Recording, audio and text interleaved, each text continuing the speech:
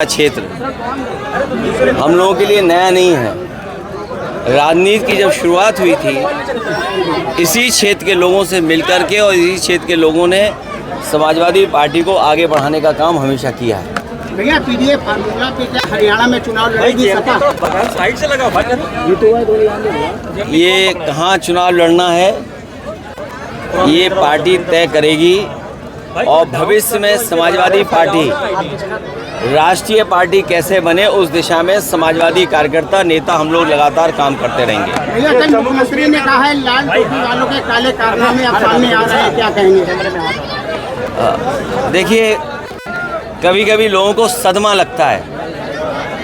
आप सब लोग जानते हो जब सदमा लग जाता है तो कुछ लोग बोलते हैं और कभी किसी के चोट लग जाए तो कुछ और बोलते हैं।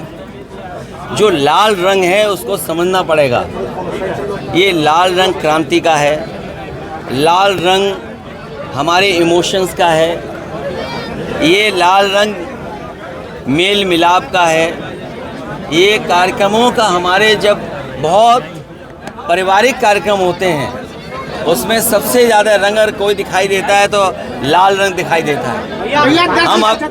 हम जब खुश होते हैं तो आप देखते होंगे हमारे चेहरे लाल हो जाते हैं, दुखी हों तो हमारे चेहरे लाल हो जाते हैं। ये लाल रंग इमोशन का है।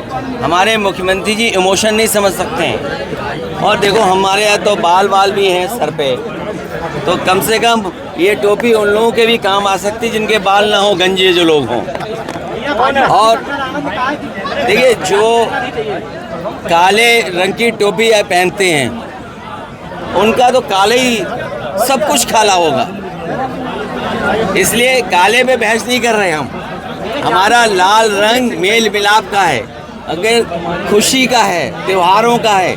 हमारी देवियों के जितने कार्यक्रम संपन्न होते हैं, दुर्गा माँ का लाल रंग, हमारे पारिवारिक कार्यक्रम होते हैं लाल रंग सबसे ज़्यादा इस्तेमाल होता है। आखिरकार नाराज़गी क्या है?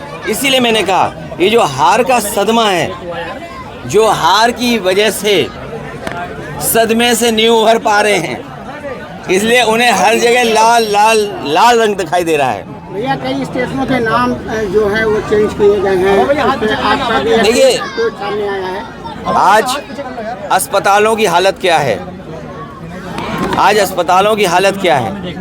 जो अस्पताल बनाए सरकार में वो भी अस्पताल नहीं चला पा। स्कूल की व्यवस्था ठप हो गई, बच्चों को जो फल मिलते थे वो नहीं मिल पा रहे हैं, खाना जो स्वादिष्ट मिलना चाहिए वो नहीं मिल पा रहा है, ड्रेस नहीं, कपड़े नहीं, उनके पास पढ़ाई के लिए कोई इंतज़ाम नहीं। और जो महंगाई बढ़ गई है, इन्हें लाल रंग याद आ रहा है लेकिन जो महंगाई बढ़ गई उसका याद नहीं आ रहा इनको। जो बेरोजगारी फैली उसके बारे में नहीं बोलेंगे।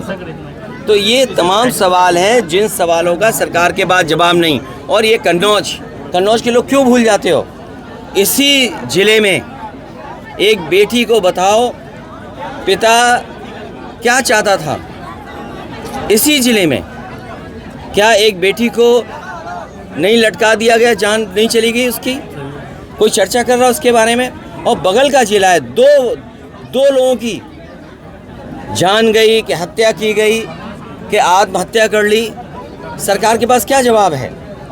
सरकार के पास कोई जवाब हो तो बताए सरकार। और यहाँ पर इसी ज़िले में क्या बेटी को एक फांसी पर नहीं लटका दिया गया?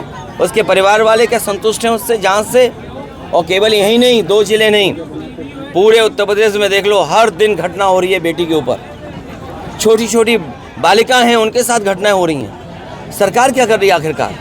सरकार इसीलिए जानबूझ करके इधर उधर वाली बात कर रही है क्योंकि वो सरकार की जिम्मेदारी है कि सुरक्षित हमारी माताएं बहनें रहें। कोई दिन नहीं जा रहा जिस दिन चेन स्नैचिंग नहीं हो रही हो।